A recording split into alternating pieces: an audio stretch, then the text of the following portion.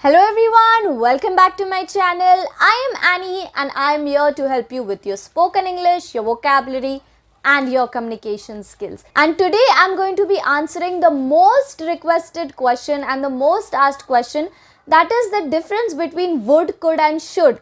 These are the auxiliary verbs that we use for certain conditions. If you don't know what auxiliary verbs are, watch this video and I have explained it very nicely in this tenses video, so it will really help you if you watch this video after you watch this video.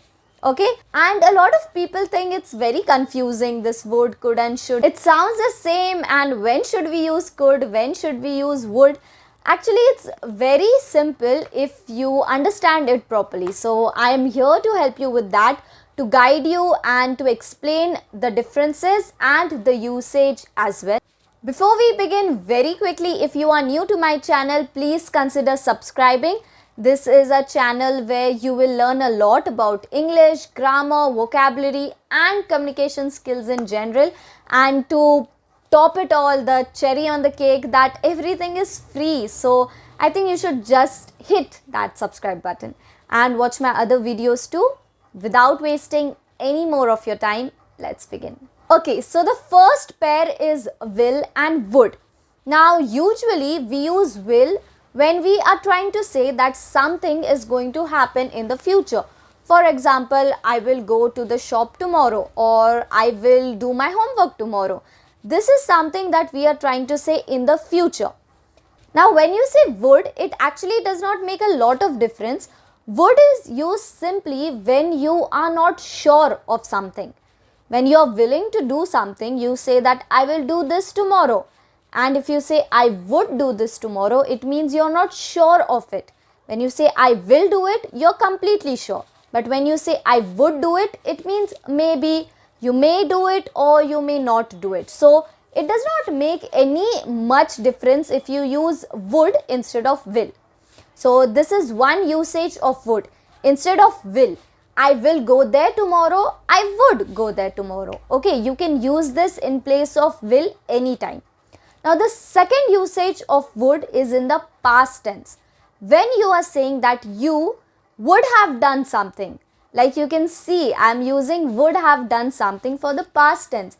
If you might have done something in the past. Okay, if you are trying to say that you would have done something in the past, some activity that would have been done in the past. For example, I would have gone there if you would have told me to. And I would have gotten there sooner, but my car broke down. Things like that. You are trying to say that some things could have happened in the past. When you say would, it also means in the future and it also means in the past, depending on the situation. But will is usually used, not usually, but will is always used in the future tense. I will do this, I would do this, I would have done it or done that. So you will use have and done always in the third form of the verb.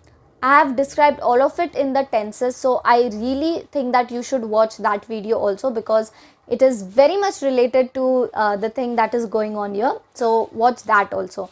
When you use would in the past tense, you will always use it in the perfect tense.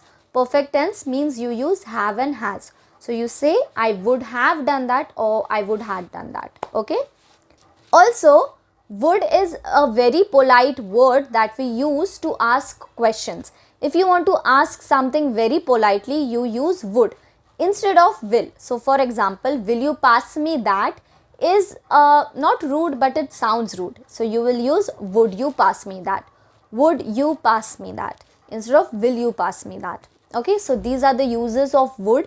Firstly, to say something in the future tense. Secondly, to say something in the past tense. And thirdly, to make polite requests. We will use would. Moving on to the second pair, that is shall and should. When you are willing to do something in the future, you say shall. I shall do this. I shall do that. I shall pass the exam. You are very willing to do it and it must happen. I shall go there means you are willing and you should go there, right? But when you say should, it means that you are trying to say that it is kind of an advice, not a compulsion but an advice. When you are trying to say that things must happen in certain way. For example, you should go there. You are advising that person that it's the right thing for you to go there. I should do that. That means it's the right thing for me to do that. When you say I would do that, that means you're simply saying that you will do that. But when you say you should do that, you are trying to say that it is the right thing for you to do. I would do that. Similarly, as we saw, would is used in the past tense, should is also used in the past tense. For example, you should have helped him. This means that it was your duty or kind of a responsibility to help him. Okay, you should have done that. When you say you would have helped him, that means you are trying to say that the simple willingness to do something. But when you use should, it means kind of a compulsion, a moral right thing to do. Should. And there's also one thing that people confuse between should and must. Both mean that the right thing to do something, but must is a rule. You must wear proper uniform to the school. So this is a rule. When you say should, that means it's an advice. Children should carry their own water bottles. This is a advice. You should cut your hair. It's an advice. When you say you must cut your hair, it's a rule, it's a compulsion. So there's also this difference between must and should. When you say I should do that, that means you're trying to say that it is your responsibility to. That is the difference between would and should. So whenever you're trying to say that you will simply do something, you will use would. I would go there. But when you're trying to say that it is the right thing for you to do that thing, in the future you will say I should do that. You can also say should and you can also say shall. So I shall do that, I should do that. It is very similar to how you use I will do that and I would do that. Moving on to the third pair, that is could and can. Now can shows the ability. That means you have the maybe time, energy, resources, or simply the ability to do something. For example, I can do this. When you say I can do this, you are trying to say that it is in your ability to do something. Okay, when you say I will do this, you are trying to say I am ready to do that. I am willing to do that. When you say I shall do this, you are trying to say maybe it's your moral duty to do that. But when you say I can do that, you are trying to say that you have the ability to do that. So I can do that. Similarly, instead of can, you are using could. I could do that. I can do that means very strict, like compulsorily you can do that. Similar to will. I will do that means surely. I can do that means surely. But when you say I could do that, it means maybe. Maybe you can do that, maybe you can't do that. Similar to would. When you say I would do that, maybe you will, maybe you will not. So could, should and would are very closely related, but there is a difference, right? When you say could, you are trying to say your ability to do something. Could is also used for questions. It is the most polite way to ask anybody something because you are giving them the choice. You are asking them if it is possible for them. So for example, will you help me? You will use could you help me, because here you are giving the ability, you are giving the choice for them to decide whether it is possible for them or no. It is more polite than simply saying yes or no. Will you do that means their willingness. But when you say could you do that, you are trying to say is it possible for them. So could is the word that is used the most for making polite request. This is the difference between will, would, could, can and shall and should. It's not very difficult. I'll try to summarize it once again. Okay, when you say will, it means willingness. I will do that. The more non-sure form is would. I would do that. You can always replace would for will anytime in any example.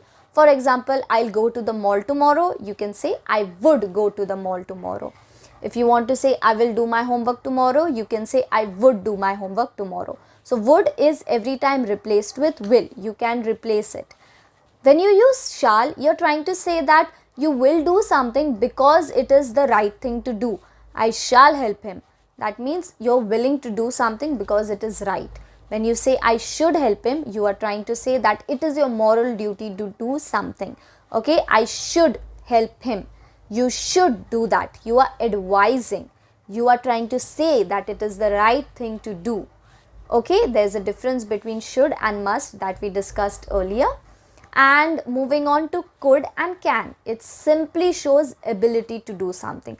I can do this means I have the ability to it. It is possible for me to do it. When you say I could do it, you are saying that maybe it is possible, maybe it is not. So similar to will and would, always you can replace can with could. I can go there tomorrow, I could go there tomorrow. I can go there tomorrow is very sure that it is possible for you. But when you say I could go there tomorrow, it is not that sure. So this is the difference. It's not very difficult, and I hope you've understood the difference. This is it. Like, this is it. There's nothing else rocket science about it.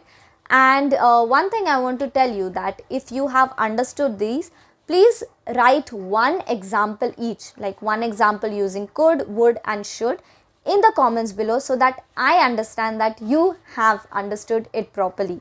Also, if you have any more doubts, any more questions regarding to any topic, please tell me in the comments below, because this is one of the questions that I have taken from commonly asked questions, and I'm trying to do this more often, where I'm trying to help your actual doubts. So any question, don't think that it's too silly if I ask this, or how can I ask this. Just don't worry about it. Just tell me in the comment below what is your doubt, and I will make a video dedicated to it. Okay, and that is the end of today's video. I hope you've understood the differences properly.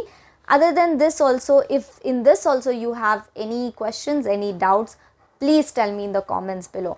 I hope you liked this video. It was informative, it was useful, and you've understood the differences properly. And if you like this video, please give me a thumbs up. Share it with all of your friends who are studying English to help them better understand these words, and watch the tenses video because it will help you a lot. And if you like this video, please subscribe, because I'm going to make many of such videos which are going to be very beneficial for you. Bye guys, I'll see you next time. Take care.